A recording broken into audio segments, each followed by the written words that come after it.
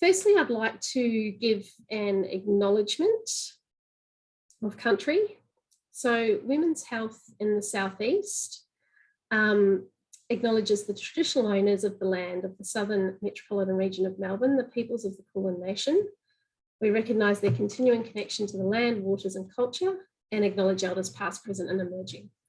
WHISE acknowledges that the sovereignty of this land has never been ceded, and we are committed to honouring Australian, Aboriginal and Torres Strait Islander peoples in our work.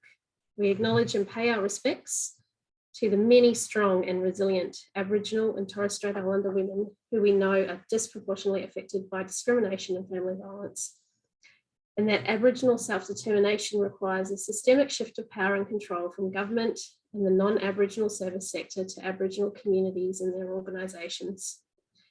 We commit our organisation to truth listening, and bringing the Uluru Statement of the Heart to our hearts. So thank you and welcome everybody. Welcome to those who've just joined us. So today I want to remind everyone that while we may touch on statistics relating to gendered violence in today's session, it is not a safe place to disclose individual experiences of violence. We encourage those who do require support to access the appropriate services shown on the screen, and a credit to our partners, Kingston City Council, for this graphic today. So just some quick Zoom housekeeping. We're all obviously super familiar with Zoom now, which is great. However, a few quick pointers for everyone here today, which I'm sure everyone already knows. If you can just please leave yourself on mute to minimise background noise. Barking dogs, hissing cats and partners on Zoom meetings can all make it difficult for others to hear. So if you can just keep yourself on mute, that would be great. Also, if you're able to pop your camera on for the start, we'd love to see all your smiling faces, and it makes it a bit more like a real event. So just imagine that you're standing there with a refreshment in your hand and I'm standing up in front of you talking, and I'll be able to see your lovely smiley faces. You would have noticed today as you entered the room, we are also recording the event. The chat is there to use if you have any comments or questions you'd like to pose. And I'd also encourage you all to make use of the wonderful interactive Zoom features such as clapping, love hearts, happy faces, etc., to show your appreciation throughout today's lunch. Without further ado, let's run you through the agenda for the hour and 15 minutes we are spending together this afternoon. So I've obviously just done the welcome and acknowledgement of country. We'll have a short address from Kit McMahon, who is the CEO of WHISE, followed by some live musical entertainment by Milly Moodie. We have an address from the Minister for the Prevention of Family Violence and Minister for Women, the Honourable Gabrielle Williams. We'll then take you through a snapshot of the strategy, the Promoting Respect and Equity Together strategy, and we'll have an address from authors and advocates for body safety, gender equality and respectful relationships, Jayneen and Jess Sanders. So I am now going to hand you over to our wonderful CEO, Kit McMahon, who will welcome you all here today. Kit. Thank you so much, Katrina. Colleagues, amazing to be with you today. Just want to note that clearly the lockdown has played havoc with the locks, and I need to get a new photo done, don't I? But for those that can't quite match the image with the live performance, my name is Kit McMahon and I am the CEO of WHISE. Colleagues, friends, members, partners, and at the end of the day, all of us that just want to stop violence against women in all its forms, welcome. It has been said before, but we shall say it again, nay, enough is enough. Never has there been a more important time to build in the last 5 years. Reflect on where to now, and today at this moment launch our second strategy for change. And it is a landmark occasion, one that we as a collective of people from diverse experience with shared values and vision need to stop take a moment and just thank ourselves and each other for getting to this point, and on this day at this time to launch Promoting Respect and Equality Together.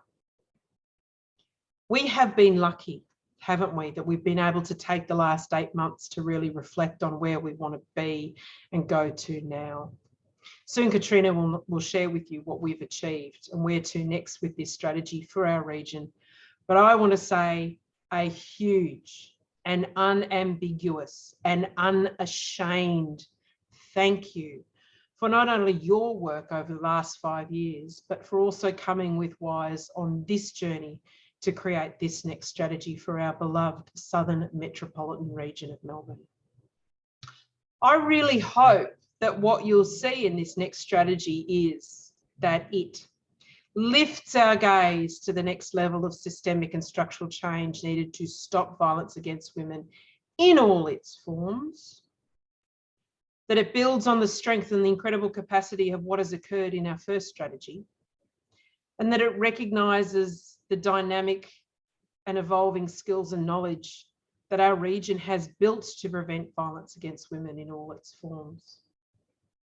I think that this strategy shows a more informed, a more experienced, and definitely a more ambitious Southern Metropolitan Region. It shows that we are not going to compromise our goals and mission to eliminate violence against women in all its forms, unlike a certain parliamentary body on the Hill in Canberra, nor that those party to the strategy and those that will be influenced by it will not resile. We will not resile from the evidence that violence against women is driven by gender inequality. It is prevalent and it is preventable. In closing, I want to say a special tribute and adulation to the incredible team at WHISE that brought this together. Led by the indomitable Zoe Francis, this team, including the amazing Tracy Delaney, who was our lead consultant, has sweated blood, tears to pull together a document that really is something that I think we all want to be held accountable to. Katrina, wunderkind nurse, I know you have put much into this. I know how it is sat with you. It has been in your heart and in your mind and in your spirit, and how much it means to you. Thank you, Katrina, for your care, for piloting this through a thorough, transparent and process that I think has got integrity. In closing, I commend the strategy to you. I know I don't need to. We can all see ourselves, I hope, in it here. And I hope we can also see our plans for the future. May you know it. May you work to it. May you use it to support your own work. May it strengthen your energy, our collaboration, empower us and energise us and keep us true to the truth. That violence against women is preventable, and we all have a role to play. Thank you. Thank you so much, Kit, for your very kind words. Please join me in thanking Kit with your clapping emojis. It is with much excitement that it is now time for us to once again put our hands together and welcome the very talented singer-songwriter, Milly Moodie, to perform for us today. Milly performs under the name Moodie, and she embodies the evolution in Melbourne's growing soul music revival and brings her soulful vocals to create atmospheric and soundscapes of digital soul. With 2 self-written EP releases featured on radio playlists in the US, Europe, New Zealand, and Japan, as well as at home on Australia's national radio station Triple J, Milly was an Australian Idol finalist. She came 8th at 17 years old. So if you recognise her, that's where you recognise her from. If you're a bit of an Australian Idol tragic. Her track Murky Love was recently featured across the globe on a #1 Netflix tiny series called Tiny Pretty Things. Milly has worked as a backing vocalist to some of Australia's biggest names, including Leo Sayer, James Morrison, Anthony Collier, Daryl Braithwaite, Mahalia Barnes, and Diaphragms. Can you believe that we have Milly here today at our launch to perform for us? Please join your hands together and welcome Milly. Thanks, Milly. Thank you, everyone, and hello. Thank you so much for having me, and thank you, Katrina, for inviting me. Interestingly enough, Katrina's daughters and mine go to school together, so it's even more special to be here today. When Katrina asked me to do this event and to sing for you all, I have to say that I wasn't completely aware of the incredible work that you all do and contribute to, so it is a real honour to be here. I thought that I would, even though I'm here to sing, I'd share a little bit about my music. This is the first virtual performance that I have done where I've managed the sound myself, so bear with me if it goes wrong, but I have tested it multiple times, so we should be okay. So songwriting and singing for me has been, also I might get an interruption from a greyhound, that's my other disclosure. Songwriting and singing for me has been a way to express things I haven't been able to say, so for whatever reason that might be, but sometimes I created songs for people to connect with the words, sometimes to feel heard, and sometimes just to release the feelings that I couldn't say in person, so a way for the message to get across to someone that might need to hear it. Some of the songs I've written over the years have taken me weeks, some months, but this song that I'm singing for you today literally wrote itself in the studio. The song I am singing is a song I wrote back in 2014 called Full Stop. And I do like the idea that this song has many meanings for everyone, and that's the purpose of it, but that's probably the PG explanation that I would share in other scenarios. But in the theme of what we're here for today, I will share that it came from a space where I was navigating through life on my own with my young daughter in quite tumultuous circumstances. So the purpose of the words full stop is, I guess, the idea of enough and a need to take a pause and a breather and a realization. But at this point, I was so deep into a volatile relationship and a cycle that I couldn't exactly get out of it. So I wrote these lyrics not only for the person that I was with, but also, as you will hear in the end verse, a way to empower myself. I realised that I was still trying to help make everything better in a situation that was no longer safe to be in. So a key phrase that you will probably hear and some may be familiar with is as above, so below. So meaning whatever is up must come down, or whatever exists below exists above. Or in this case, whatever has happened and whatever I was going through, someone else has been there before and come through to the other side. So thank you again for having me today, and here is Full Stop.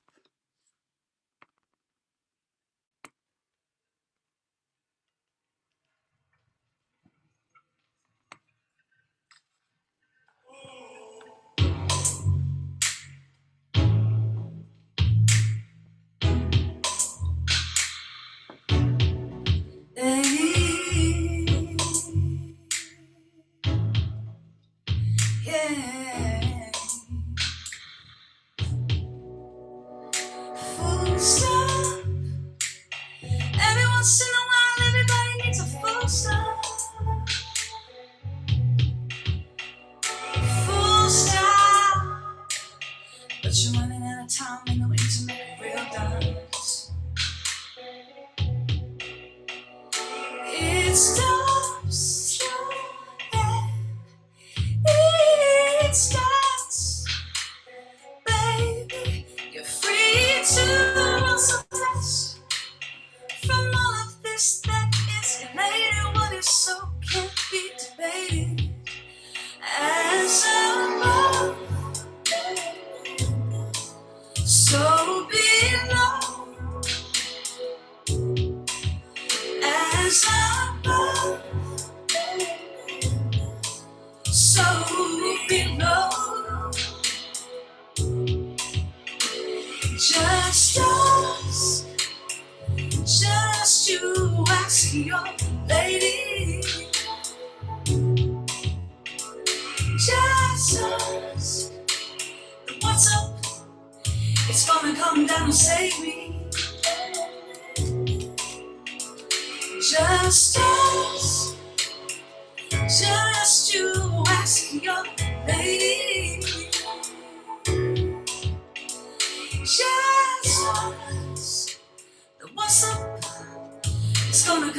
gonna save me. No, no, no. As above, so below. As above, so below.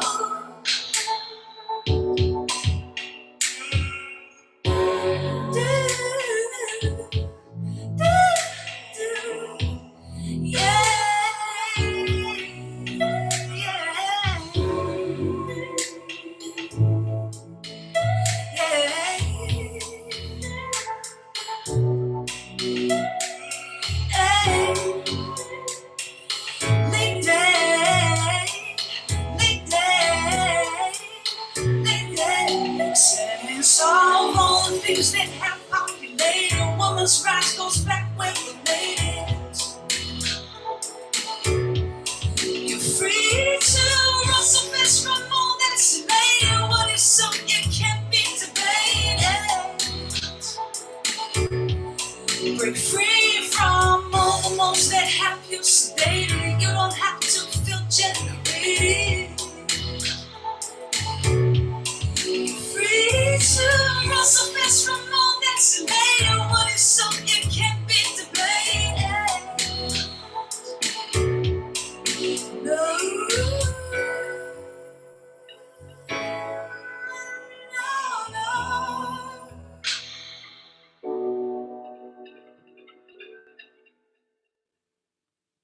Thank you.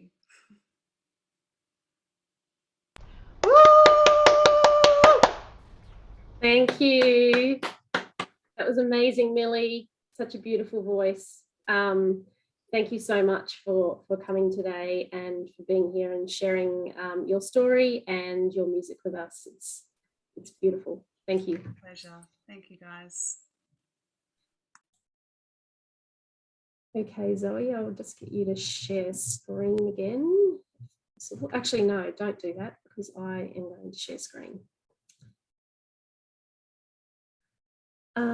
Okay, so we now have an address from Minister Williams. However, due to Parliament currently sitting, Minister Williams gave her apologies. She was unable to attend in person. However, she has recorded a short address for us, which I will play now. The Honourable Minister Gabrielle Williams is the Minister for the Prevention of Family Violence. Appointed to the Cabinet in 2018, having previously served as the Parliamentary Secretary, and she proudly represents her local community as a state member for Dandenong. Gabrielle is a passionate advocate for equity and social inclusion and is proud to be a member of Victoria's first ever gender equal cabinet. She is committed to driving an important reform agenda to improve outcomes for Aboriginal and Torres Strait Islander Victorians, women, young people and families across Victoria. So I will just share my screen.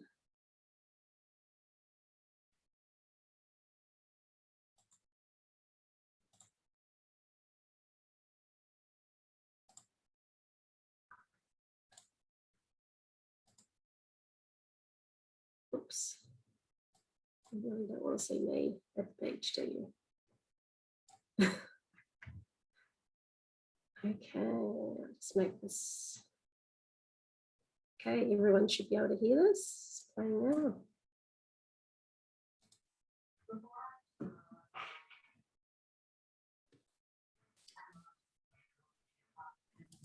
Can you hear that? I'm sorry.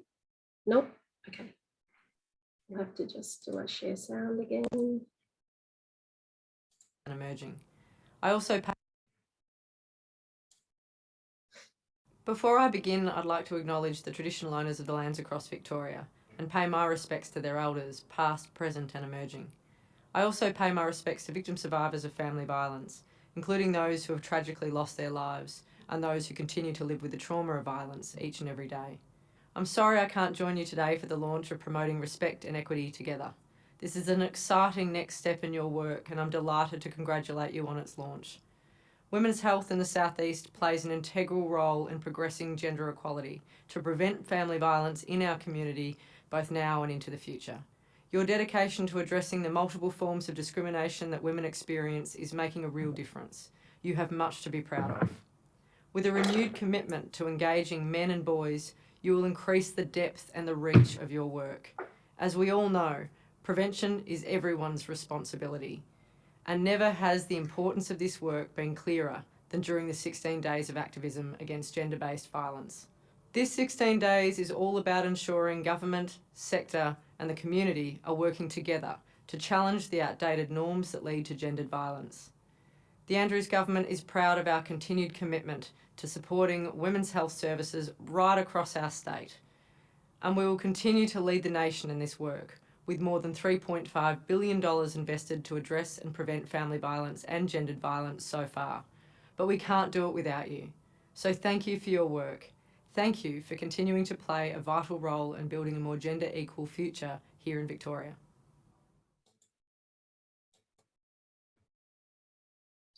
Thank you, and thank you, Minister Williams, for your address today at our launch. Okay. So, Zoe, if you can just screen share again, that would be fabulous. So, thank you. So I'd like to officially launch the Promoting Respect and Equity Together regional strategy to end gendered violence in the SMR, or Southern Metro Region. Laura has just dropped a link into the chat there, so you can access the strategy there. It will also be officially available to download before the end of the week from our website. So just a quick note regarding the language that we'll be using in the strategy and also today. In the previous PVT strategy, which was the 2016 to 2021, the Preventing Violence Together strategy, the original focus was on the prevention of violence against women and children to align with the first iteration of the Change the Story framework, as children who witness violence are also victims of the abuse. The focus of the PRET strategy, though, has been sharpened, and while it will encompass gendered violence against girls and young women, the sector has evolved and recognises that addressing and preventing violence against children more broadly requires a separate but complementary approach. The language has evolved over recent years, and the second iteration of Change the Story, which was only released last week, very timely, reflects this change in language. It employs the terms of violence against women, including both cisgender and trans women, gender-based violence, and men's violence against women.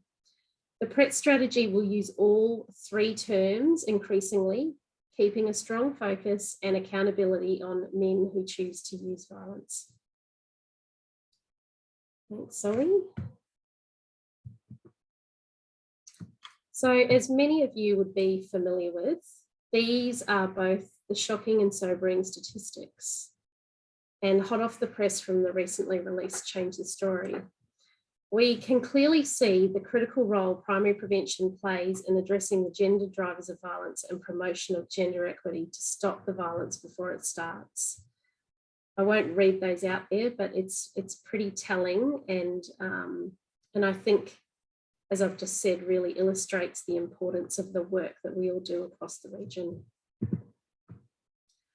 So to bring us back from those statistics across our region, we have an amazing opportunity now to garner our collective regional power, influence, and commitment to improve the lives of women and girls in the Southern Metro Region with this next strategy, and really shift the needle in a positive direction on gender equity and the prevention of gender violence. This word cloud that Zoe's going to put on screen now shows or portrays the words used by partners to describe the partnership through the evaluation process. Collaboration, collaborative, and inclusive appearing more frequently, hence their largest size in this word cloud. We know that we have a fantastic group of motivated partners to take the collective vision forward of ensuring an equal and respectful region free from violence for women and girls. Thanks, Zoe. So this is by no means an exclusive list of achievements. They are simply a selection of the many things achieved over the last 4 years. The introduction of the GE Act, the Gender Equity Act in 2020, resulted in WHISE delivering 89 gender equity training sessions and conducting 4 GE audits, also sitting on the panel of providers for GenVic. Right through to setting up the Critical Friends Network in partnership with the Department of Education and Training to support the rollout of respectful relationships through schools across the Southern Metro region. And a special shout out to a few of our amazing critical friends who are joining us here today for the launch. So again, I'm not going to go through all of those, but you can see that there are some pretty monumental achievements over the last 4 years. So this next slide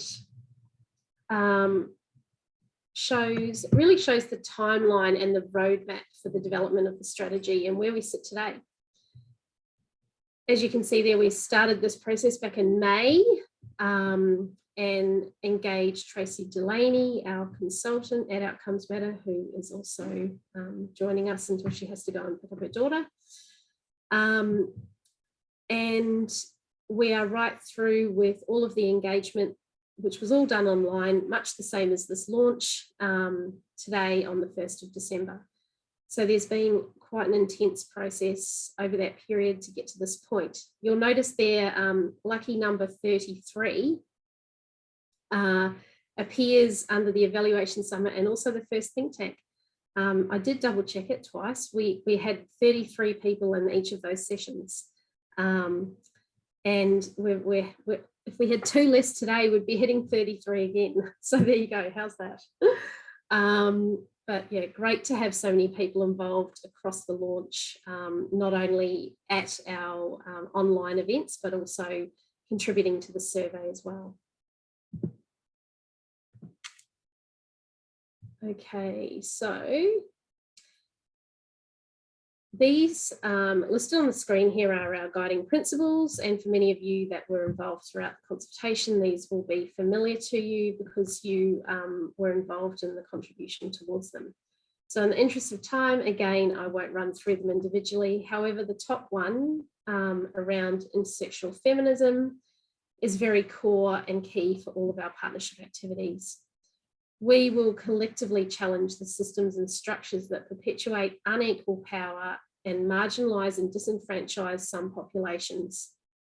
We understand characteristics such as gender, ethnicity, ability, sexual orientation, gender identity, religion or age interact on multiple levels to create overlapping forms of discrimination, power imbalance and violence. These intersecting forms of discrimination shape inequality as well as men's perpetration of violence, and they equally compound women's experience of violence and access to services. Our approach will seek to highlight and hold the system, structures and institutions to account to improve gender equitable outcomes for women and girls now and to the future.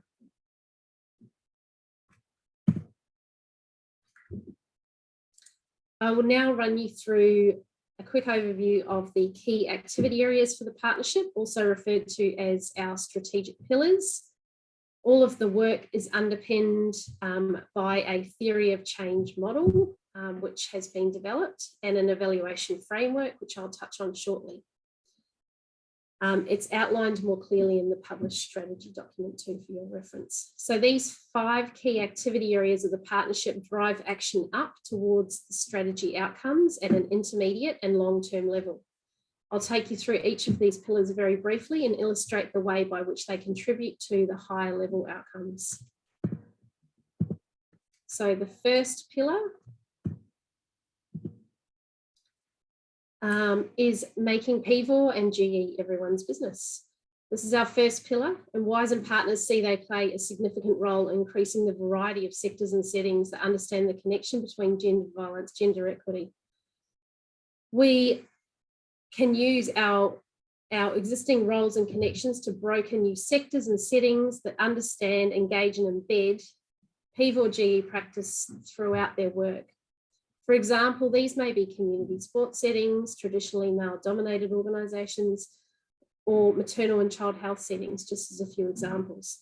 We want to broaden and strengthen support for this work, building critical mass of people that support GE and PVAW. The next pillar is organisational strengthening and leadership. So WHISE and PRET partners have said through the consultations they see the important role in the partnership that the partnership plays in strengthening, promoting and advocating to leadership for the inclusion of PVAW GE across the region. And that's done through providing advice and support at an organisational level. So this will be done by providing evidence and advocating to decision makers, and also providing PRET partners with direct advice or support that's required. The third pillar, building workforce capacity. A complex skill set is required to deliver tailored, evidence-based and innovative PVAW projects and activities, and will remain a core focus of the activities of the PRET strategy. Through forums, working groups and trainings, we'll continue to share expertise in intersectional areas of practice and ensure new workers in the field have opportunities to learn from more experienced practitioners. What am I up to? Fourth pillar is knowledge brokering, and this is something we have done well at WHISE and will continue to do. WHISE staff will attend peak bodies and state local level networks, also participating in research collaborative projects that aim to build and expand the evidence base for PVAW and GE to generate new evidence across the region. And finally, the last pillar, and I guess the bread and butter of the partnership, we'll continue to recognise and profile the capabilities, strengths and learnings of partner organisations through the use of strong relationships and networks across the region. We'll provide opportunities for partners to connect, learn and share contacts and ideas to grow and strengthen prevention practice and showcase examples of best practice. So as mentioned, the strategic pillars I've just gone through sit at the bottom of the theory of change, drawing up to the three stacked main outcomes of the strategy, so that middle section, where the immediate outcomes are represented by the orange colour and the long-term outcomes by the green. Moving from right to left, the two on the right of your screen represent what we have always done and is highly valued by the partnership. We will continue to learn, share and grow our primary prevention practice. The middle two outcomes speak to the increased capacity and commitment to apply an intersectional gendered lens across all health planning and priority areas. And the two outcomes on the left illustrate through the diversity of workforce and organisational representation, the partnership will ensure PVAW and GE becomes everyone's business, meaning there'll be an increased number of people throughout the region working to promote GE and prevent gendered violence. This is the top part of the theory of change, sits above. These are the strategy's community level outcomes leading to our overall vision of an equal and respectful region free from violence for women and girls.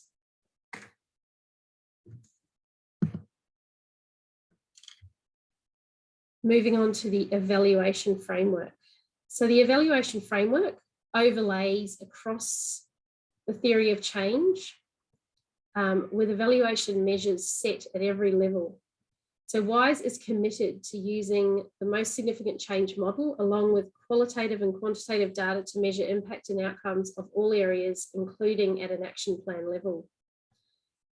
Due to the nature and complexity of the evaluation framework and action plan for years 1 and 2, it's not appropriate for us to delve into them here at the launch. We will be presenting these both for discussion at our upcoming working group meetings and sending out via an email link. Finally, a quick overview of the governance and implementation structure for PRET. An advisory committee will oversee both the Good Health Down South and PRET strategies at a high level, and 2 working groups mimicking the response sectors divisions of Bayside Peninsula and Southern Melbourne. Really important that as prevention practitioners, we connect in regularly with the response sector to strengthen each other's practice. We've renamed our old communities of practice to learning forums, and these will be the primary mechanism for the working groups to share and learn from each other. Finally, before I hand over to our wonderful keynote speakers, a big thank you to Tracy Delaney, the consultant from Outcomes Matter, who assisted us with the evaluation and new strategy development. Thank you also to the organisations, of course, many of you in the room here today who participated in the development and implementation of our first regional strategy, Preventing Violence Together, which ran from over the last 4 years, and the 38 plus organisations, some of those new, who provided consultation and feedback for the new second regional strategy, Promoting Respect and Equity Together.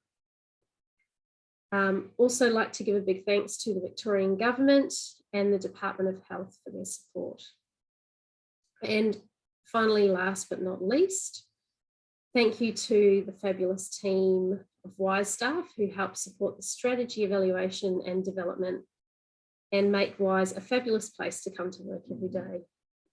Kit, Zoe, Laura, Denise, Lula, Deb, Joe, Dos, Rachel, Trishula, Lovepreet, Aisha, and the recently departed Farhat, I think, who I saw on this call too, which is lovely to have you here.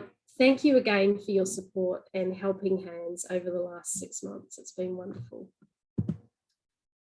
So I would now like to introduce our guest speakers for today. We have Jayneen and Jessica Sanders. This is the first time we've ever hosted a mother-daughter duo at one of our launches, and I can't wait to hear what they say. Jayneen Saunders, aka Jay Dale, is an experienced early years educator, author, publisher, and blogger. Jayneen writes children's books on body safety, consent, gender equality, respectful relationships, and social and emotional intelligence. She believes empowering children from an early age makes for empowered teenagers and adults. Jayneen is lead author for the children's literacy series Engage Literacy, published by Capstone in the US, and has written over 130 titles for that series. Jayneen is importantly a mother of 3 daughters and has always advocated for their empowerment. Her ongoing passion for the safety and empowerment of children continues today with new manuscripts and free to download resources always in the wings. And I recommend checking those out. They're amazing on Jayneen's website. So I think Laura has posted in the chat there some information. Her daughter, Jess Sanders, is a social worker, gender equality advocate, and best-selling award-winning author. Her books include Love Your Body, Me Time, and Be Your Own Man. Jess has a passion for creating resources that nurture positive mental health and promote gender equality. Every project she pursues is born from the question, why does it have to be this way? Jess regularly presents to young people, parents, and educators on topics such as gender equality, body acceptance, and self-care. And for those of you who like podcasts, here's one for you. She hosts a podcast called The Unlearning Project, which unpacks the harmful and untrue stories that pervade our society. Please use the clap function to join me, or you can take yourselves off mute, in welcoming both Jayneen and Jessica to share their stories and insight here with us today.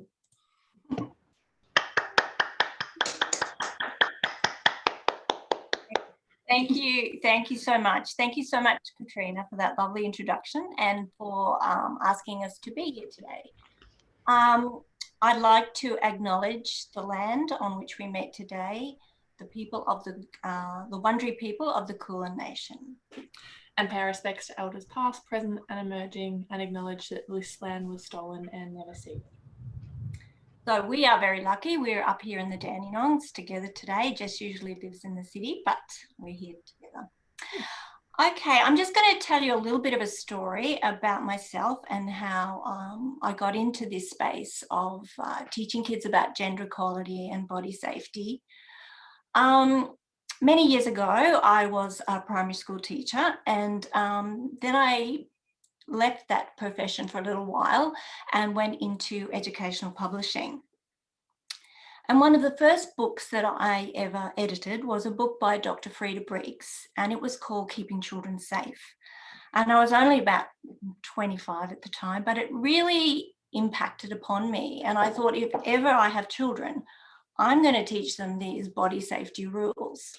So, of course, many years later, three daughters, I did teach them those body safety rules. And I just thought naturally that everybody else did. So then I was on the Children's School Council.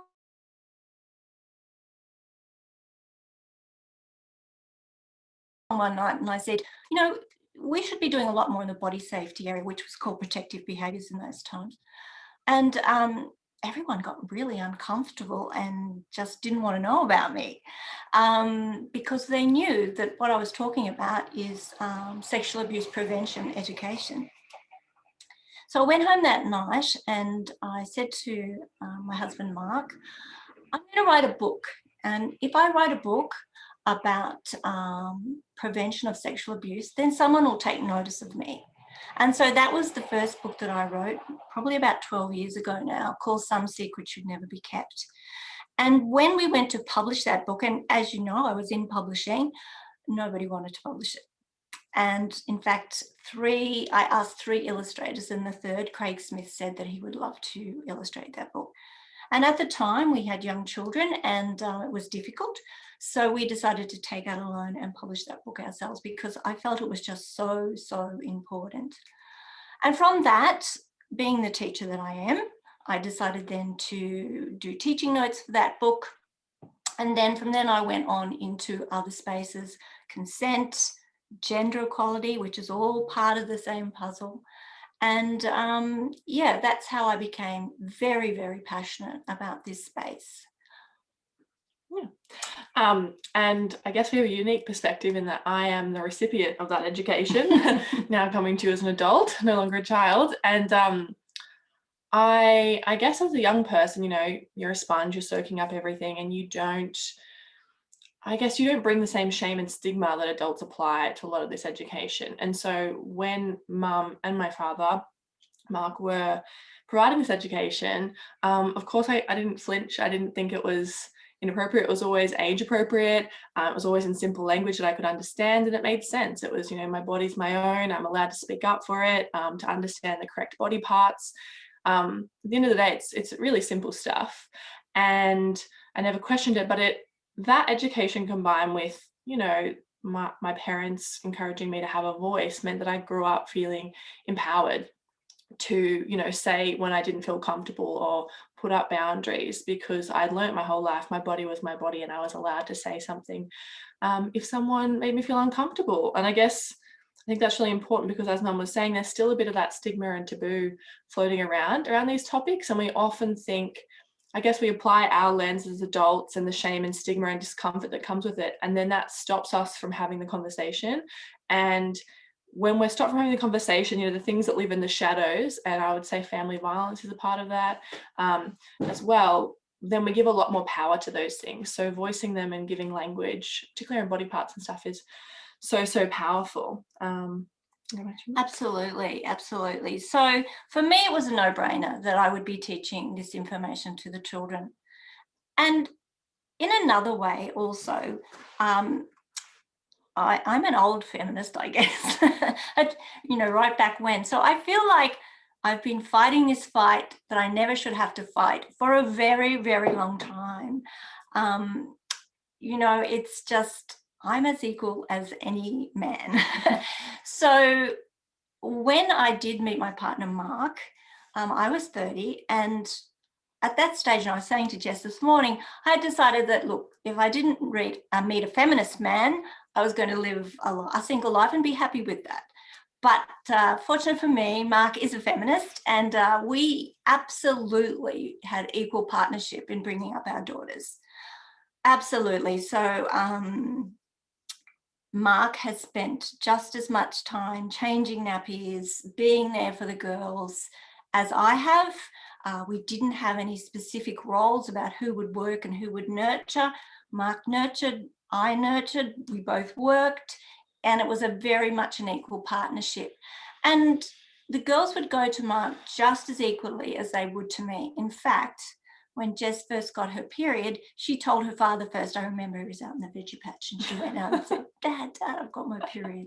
So he has been totally involved in that nurturing gender equality role. So I find it really hard to understand when men decide that they have more power over women. I find it very difficult. And so coming into a space where I see that happening a lot, that's when I decided also to write more books around gender equality, because prevention education from an early age is really, really crucial. And we can bring up our boys to understand equality from a very, very young age.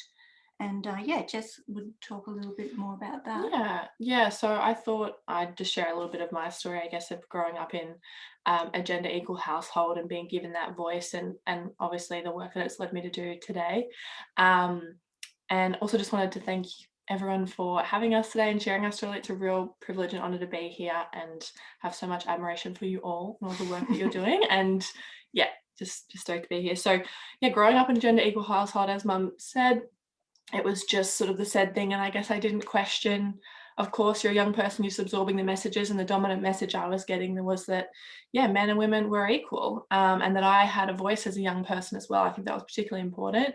But I noticed that when I went to school, instantly I became aware of the narratives that were out there about how it was to be a girl and how it was to be a boy. And I think it was when I was about 5 or 6 when I first started PrEP that I remember we were lined up to get our year 6 buddies, and one of the year 6s was saying that they wanted a small and cute girl because that was kind of like the best buddy to have. And like I was like, oh wow, I'm not small and cute. I was always the tallest in any classroom. So on top of being, loud and outspoken, I was also very tall, and I'm 6 foot now.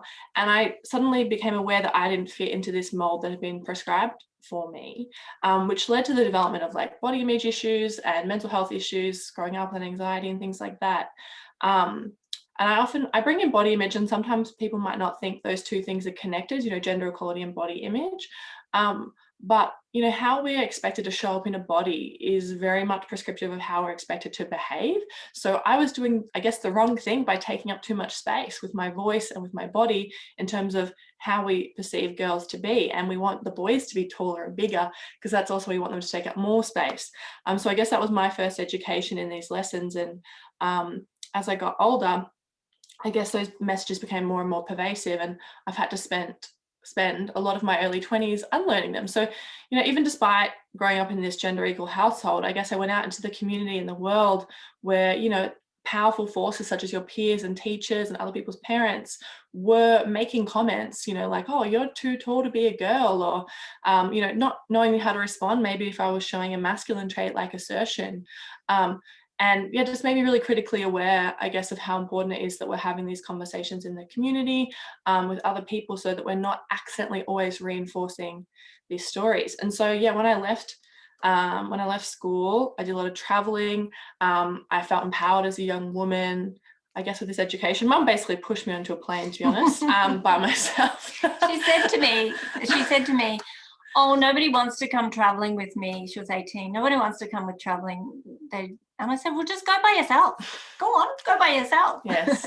She did. So I did go by myself. And that started many trips where I went by myself. And I realized, I guess, that exposure to different countries and cultures, which is, I think, what Mum intended me to be exposed to, made me realize, how these stories are different everywhere, but the pervasive story is that women are not as equal to men. And I guess feeling empowered in my childhood, and that was all coming back, I felt able to question and critique these systems. And I did my postgrad in gender at Melbourne Uni, and then I went on to study social work, and I became really interested in social justice and fighting for those who, were in positions of less power or not equal.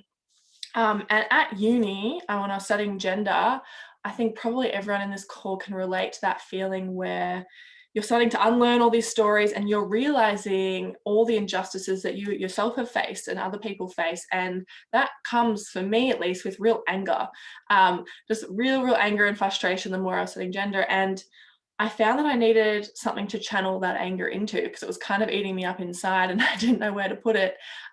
So I actually kind of ironically ended up writing a children's book, which we probably wouldn't associate with anger, but of course it was there available to me, that idea that you can't be what you can't see. I saw my mum making a difference through writing books for young people, and preventative education is something I've been hearing about my whole life, and I realized there's just so much power in getting in early. And I've spent so much time in my 20s unlearning my negative relationship with my body, unlearning this compulsion to people please, and unlearning, and the name of my podcast as well, but it takes so much energy, it takes privilege, it takes time, but what if we could teach those young people correctly the first time around? And so I had body image, I guess, at the front of mind and how it negatively impacted young women. And so I went to write Love Your Body, which was a book for girls to support them to love their body for what it could do as opposed to what it looked like, which, their whole value is being told look beautiful and receive the validation of men. So helped them to learn that, there's so much more than their bodies as well, and that they are allowed to take up space, which is something I guess I wish I'd had, and an external message from other people as well growing up. And I went to Mum and I was just like, I think I want to write a book. And she's like, what? Okay. You've never expressed a desire to do this before. And I was like, yeah, I'm going to write a book. This is what it's going to look like. It's going to have diverse bodies. It's going to have cellulite, stretch marks. And at the time, there was no book actually that had cellulite or stretch marks in it. I was like, all these things I wish I had seen and all these things I wish I'd known. And my mum had always said to me, if not you, who? And so I was like, all right, I'm going to do it. And you gave me some great advice to sort of write it as I was speaking to another young girl and how I might speak to them. And I guess taking that leap and really powered by my anger, I can't believe that I kind of wrote this while I was studying and working all the time as well. But I just had so much energy, which I wish I could access today. And that book was a Kickstarter that gotten taken by a publisher, and which is now in 30 countries and many languages, and led to the opportunity to write Be Your Own Man, which is something else that Mum and I both kind of want to touch on, which is the importance with young boys. And I know a lot of you will know this, but just to stress again, the importance of celebrating softness, not just accepting it, but showing its strength, because that's something, a quality that we all have. It actually is inherently so powerful as well. Vulnerability, compassion, kindness are, to me, some of the most transformative qualities a person can have or can exhibit. And we all have those within us. And it always worries me if, the worst thing a boy can be is a girl. Of course, we're nurturing and growing boys who dehumanize women, who don't even see them as quite, human, albeit equal to themselves, and which then allows them to treat women like less than human and as objects. And so I think helping them access and appreciate that softness within themselves and really open up the rigid definition that we have of what it means to be a boy and what it means to be a man will be so transformative for them, but also for everyone. And that freedom of providing choice and opportunity. And as was said in the instruction, that's something I do with parents, and challenging the unconscious bias through workshops. And it's something I do in the podcast, something I want to continue doing in the books, something Mum is going to continue doing with her books. And it's something that I guess we can all do as well. We create resources and we contribute to conversations and training. But what we both love about resources is that they can be taken out into the community and they can be used to start a conversation. They can be used in a variety of contexts, and they're just vehicles to work together and collaborate. And Mum has some excellent teaching resources on her website and posters, and I have some on mine as well. And we're both just so dedicated to getting that messaging out there where it can be used widely. And really to break the cycle, really. I've written a book actually with Ed Voss, and Anglicare helped me with this, called Hope, and that's for a book for kids in domestic violence home. And in that book, the young boy sees violence, but he chooses to change the story. And I think that's really powerful too.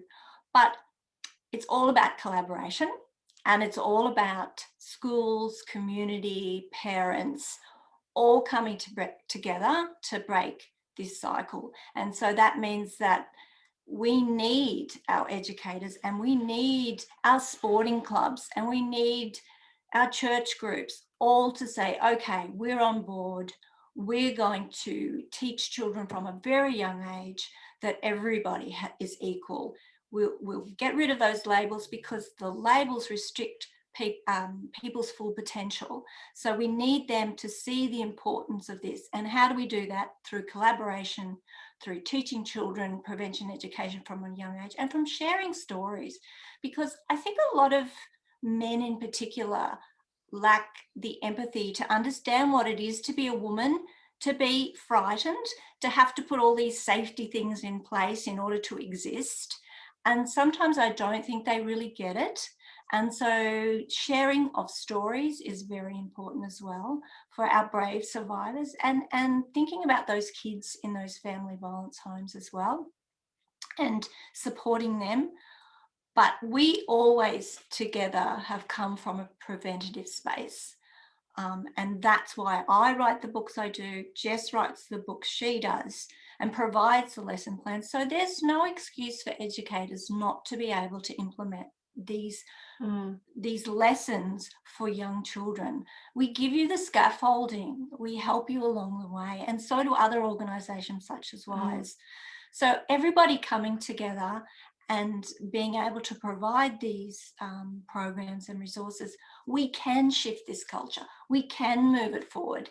And yeah, I think it can be really, really positive, but we do have to get in there from a young age and provide really good role modelling as well, would you say? Absolutely, yeah, the role modelling, so important. And it's not only within the organisations, institutions, but the collective power we have as individuals to start conversations. And for example, I've got a neighbour who's 60 years old who's helping me convert my van at the moment, and I'm educating him on feminism every time we work together. And he doesn't always love it, and sometimes he comes back and he's got questions, but I think my younger self might have been like, not worth it, but now I'm like, every relationship I have is an opportunity to shape minds and offer knowledge and stories, and he's definitely slowly coming around. So but yeah, we all have that power in all of our relationships to just have those conversations and share our stories. And sometimes we feel like, oh my God, you know, when you hear something in the news, or for example, in the Parliament yesterday, the dog whistling and the growling sounds, like sometimes you go, really? Like, really, we've not come very far. But in fact, I think we have come a long way. And if we can get our educators to, you know, not say things like boys take out the bins, girls clean the boards, but actually treat each one of the kids in front of them equally and not label anybody, then I think that's going to be a win-win for all. 100%. So that's us. Thank you so much, Jayneen and Jess.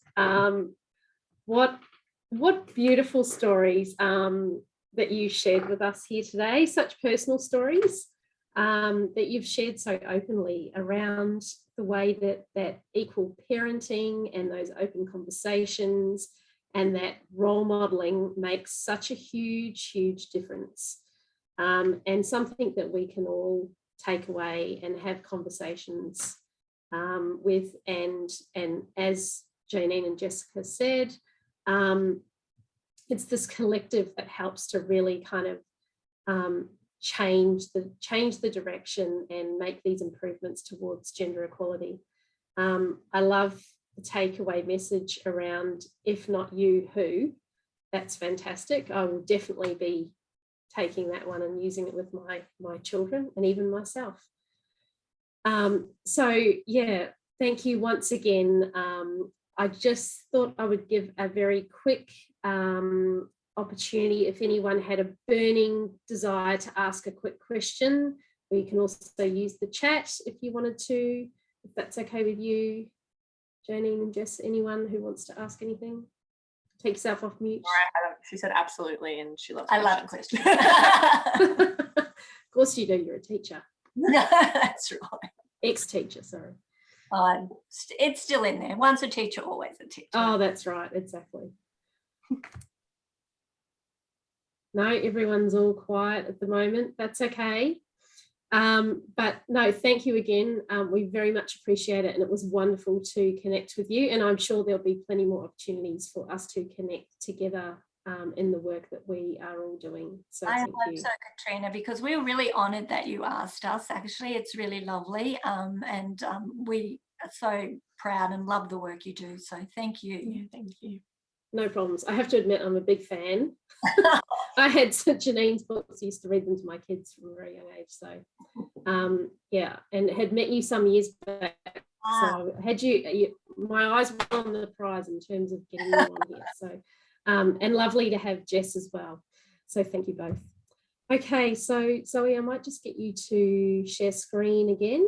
We've just got a couple more minutes to run through a few things. Tripping over my words there.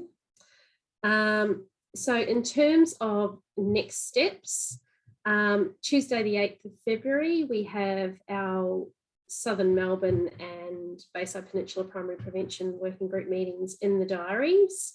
So the invites have gone out to those. As I mentioned earlier, we will be distributing the evaluation framework and the year 1 and 2 action plans via email and also at the working group meetings. So everyone will receive those. Just another couple of dates in terms of what's happening next.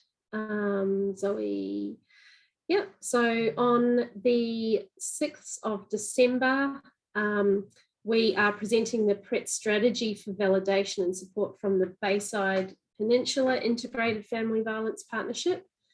And I think, if I'm correct, we have both the principal strategic advisors for that response group in the room today. So it's wonderful to have that connection to response again. We also have the Critical Friends Learning Forum. There's no rest for the wicked here. Right up till Christmas on the 13th of December. So there is a link that Laura is going nuts helping us post all the links in the chat here. But for any Critical Friends that haven't registered, make sure you sign up to that one. We'd love to see you there. And just finally, I also thought that I would let you know that WHISE, being the organisation that it is, has a membership element to it. And I noticed that there was a few names on the list today of people that may not be connected into our working groups. But if you are wanting to stay connected to our work, if you use the link in the chat that Laura will put in there, and you can sign up as a WHISE member, and that way you can stay connected. Or you're also welcome to reach out to me via email, and Zoe will show you on the next page my contact details. Also thought I would let you know the WHISE office will be closed for the summer holiday break, taking a well-deserved rest from the 23rd of December and returning on the 4th of January. So we look forward to seeing you all again in 2022, and some of you before the end of the year, of course. Thank you once again for all of your contributions, and have a wonderful rest of the day and evening and week. So thank you. We're finished a little bit early too, 5 minutes early. There you go. I might just jump in, Kat, and say a big thank you to everybody for being here today, to absolutely everybody at WHISE, Kit for your leadership, for every single staff member for your critical role in the launch of the strategy, the building and the launch of the strategy, to Tracy Delaney from Outcomes Matter for working with us through the building of the new strategy and the evaluation of the previous strategy. And last but not least, a huge thank you to you, Katrina. Your professionalism, your skill, and your authentic care in terms of this work is just so admirable, and I've really enjoyed working with you over the course of the last few months. So fantastic work. As Kit said, it really is in your heart, and so we commend you on the hard work that you've done over the last 6 months, and you can be truly proud of the PRET strategy and the relationships that you hold with partners. So well done, and yeah, thank you again to everybody here for attending, and back to you, Kat. Thank you, Zoe. So lovely. Beautiful words. And thank you for your support too, Zoe and Kit and everyone here today. Thanks again. Enjoy the rest of the evening, and we will see you really soon.